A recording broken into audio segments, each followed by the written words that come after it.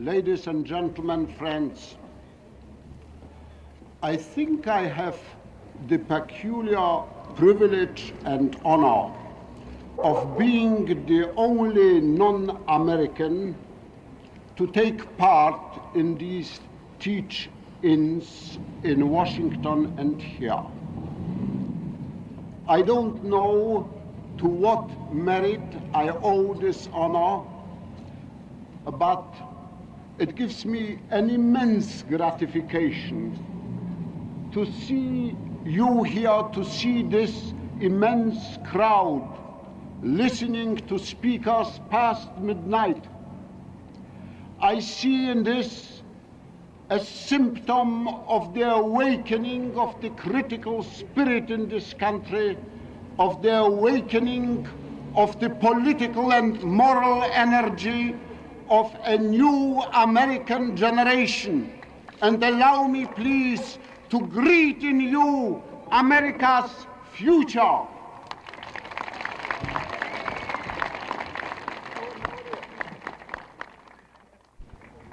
I do not intend to speak on Vietnam. I think that the speakers that preceded me have nearly exhausted the subject. Nor is it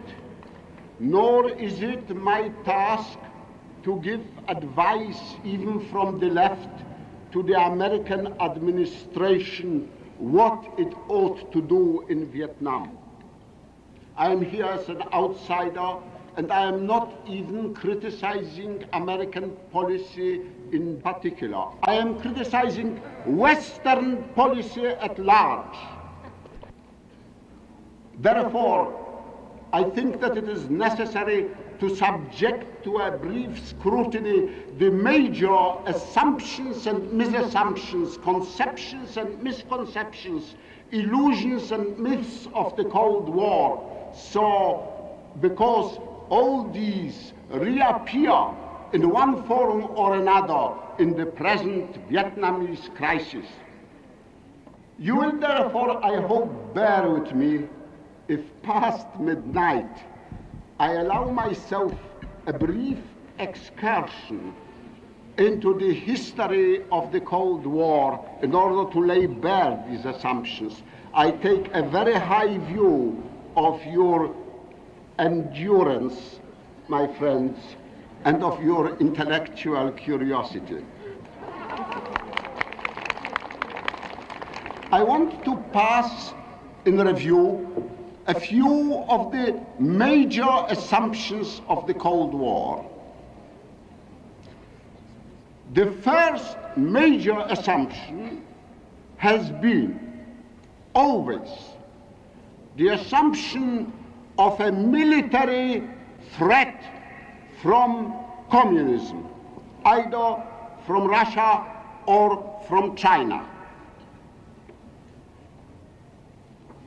Immediately after the Second World War, when the Western powers embarked upon the reversal of alliances, upon the great conflict with its former Soviet ally, people usually spoke about the two colossi, the American and the Russian, that faced each other in hostility across a power vacuum. It was assumed that one of the colossi, the Russian, threatened the American, the Western.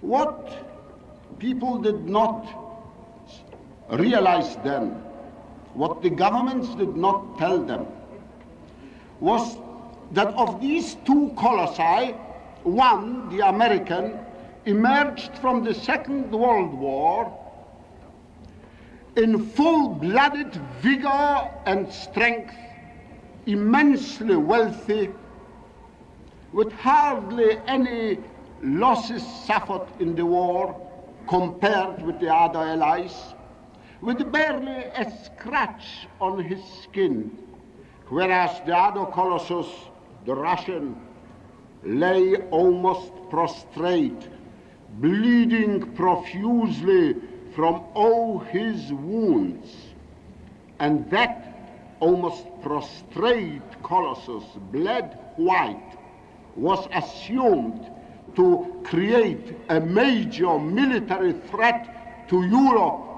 to threaten with an invasion of Europe. That colossus,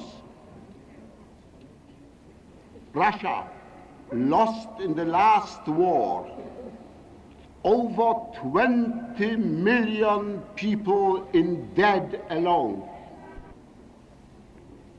Then there was another set of illusions and myths, which is interesting if you want to study the psychology and the mentality of our ruling classes. The myth of American nuclear superiority, the myth of an unchallengeable, absolute American nuclear superiority. If on the one hand, Russia's ability to strike at the West was, to put it very euphemistically, greatly overstated, Russia's potential strength, potential industrial capacity for development was greatly and ridiculously underrated.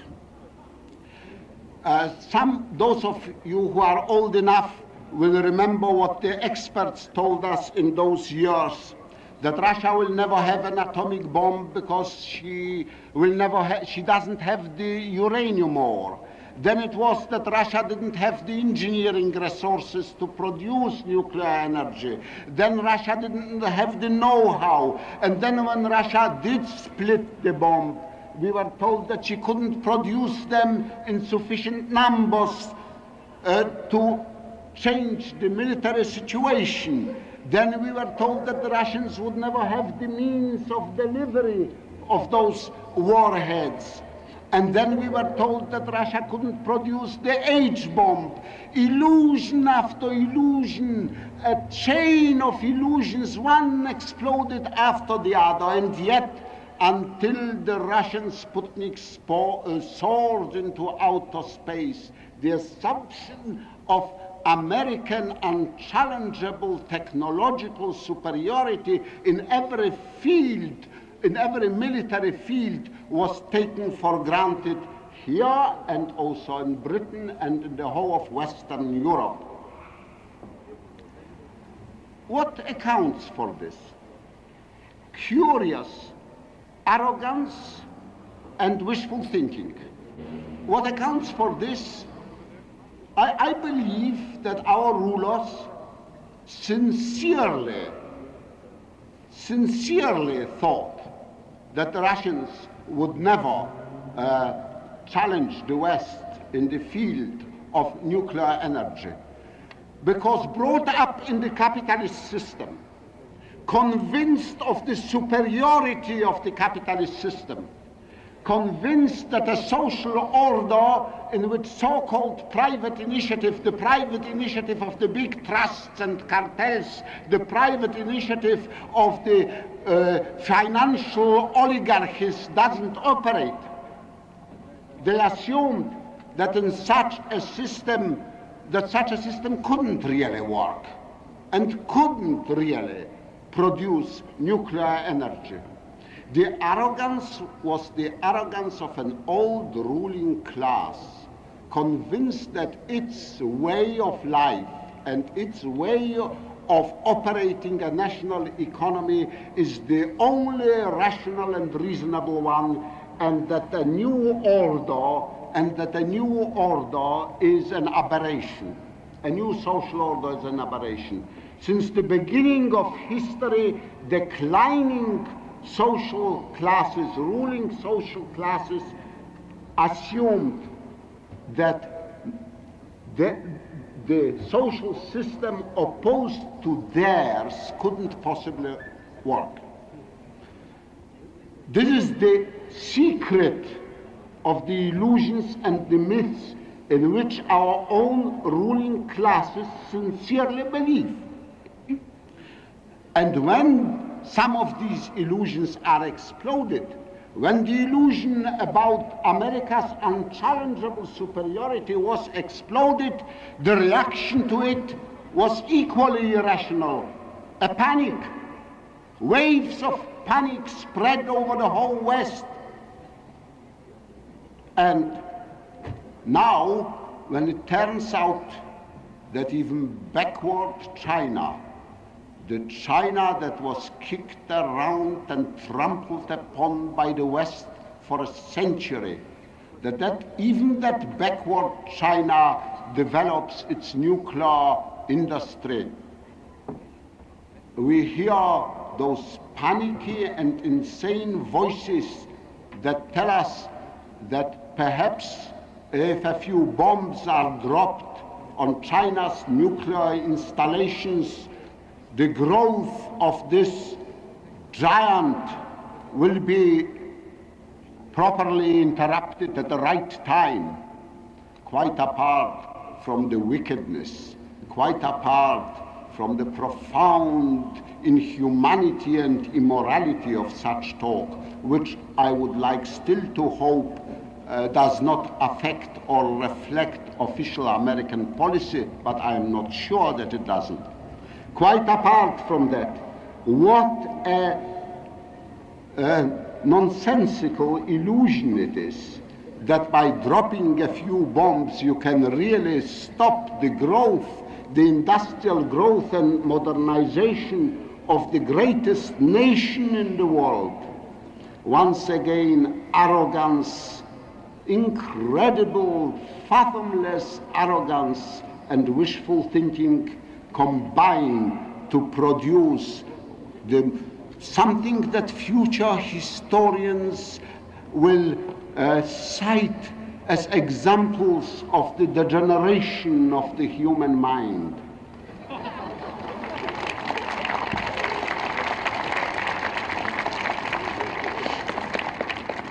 The next set of the assumptions of the Cold War is that communism is subversion,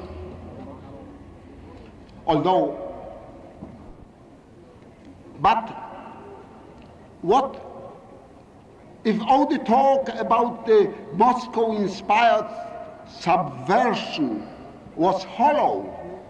Behind that talk, then there was one major assumption that is to which our ruling classes and our governments cling to this day. The assumption that whether subversion threatened or not, our ruling classes were really and are really frightened of revolution. They are much more frightened of the revolutions behind which there are no intrigues of any great powers, behind which there is no Russian hand and no Chinese hand. They are even, the more a revolution is spontaneous, the more a revolution develops by its own momentum, the more are our ruling classes frightened of it. They have assumed the role of the gendarmes of counter-revolution. And this is the root of all the trouble we are having. They are the belated 20th century Metternichs.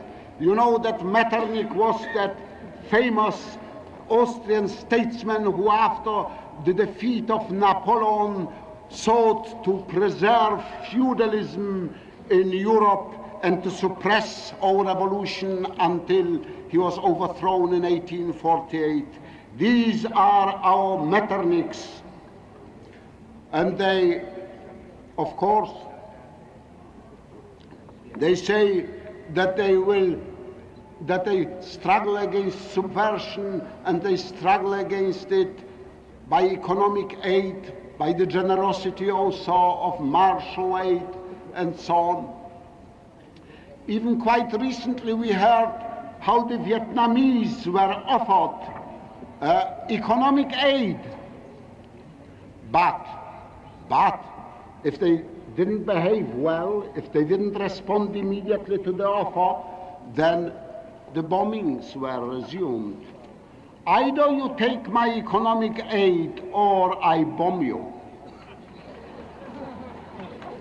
There is a nice German verse which I shall perhaps translate into English, which says, "Und willst du nicht mein Bruder sein, da schläg ich dir den Schädel ein." And if you don't want, in my free amateurish English translation I would put it, and if you don't want to be my brother and pal, then I am going to smash your wicked skull.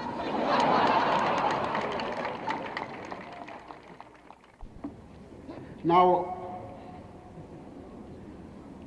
we have seen in all these, in so many cases, the impotence of the containment policy, of the anti-communist containment policy. The policy has proved impotent simply because no weapons, no armed intervention, no napalm bombing can really stop a revolution which develops by its own momentum, a revolution which is rooted in the fate and in the suffering and in the experience of its own people and of its own working masses.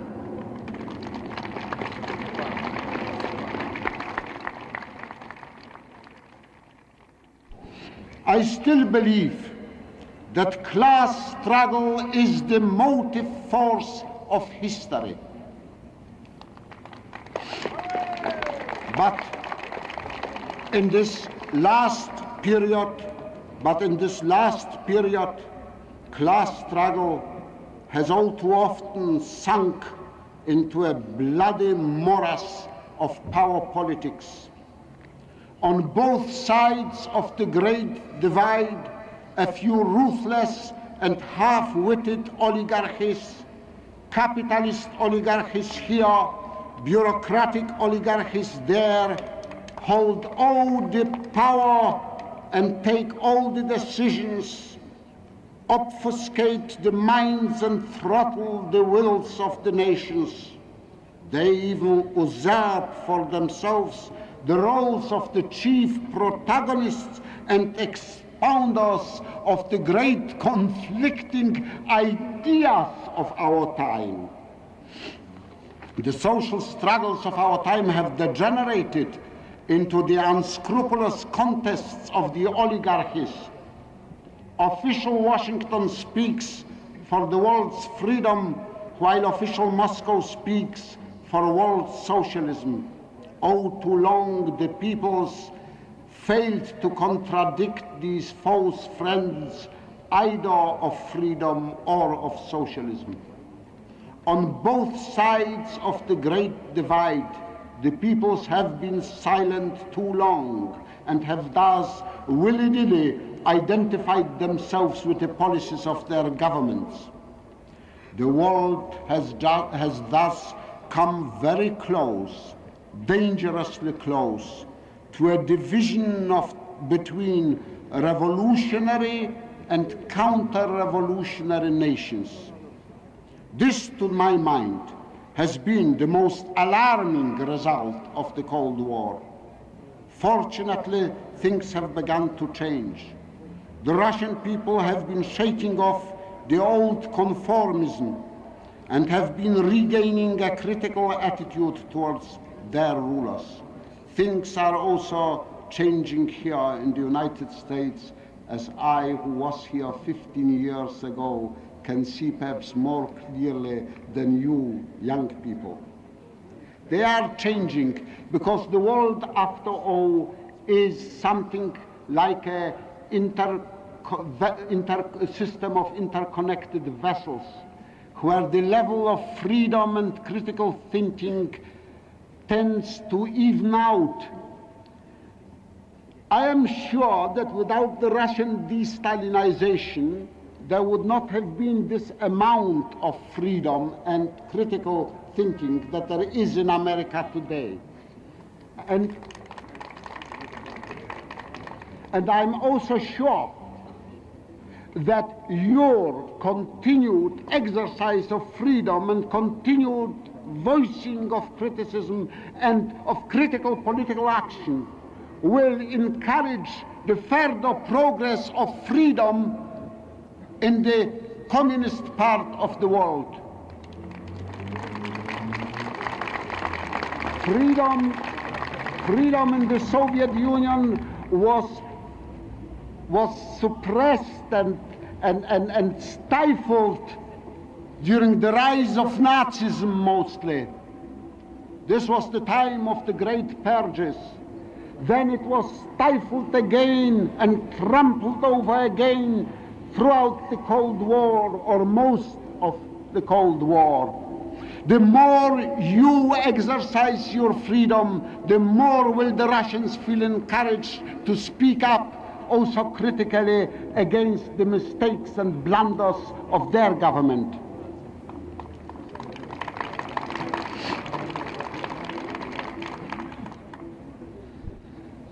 We may not be able to get away from the severe conflicts of our age, and we need not get away from them, but we may perhaps, for the time being, lift those conflicts above the bloody morass into which they have been forced.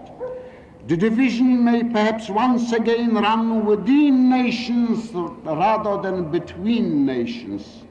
And once the divisions begin to run within nations, progress begins anew, the progress towards the only solution of all our problems, not of all perhaps our problems, but of the critical political problems and social problems, the only solution, which is a socialist world, one socialist world.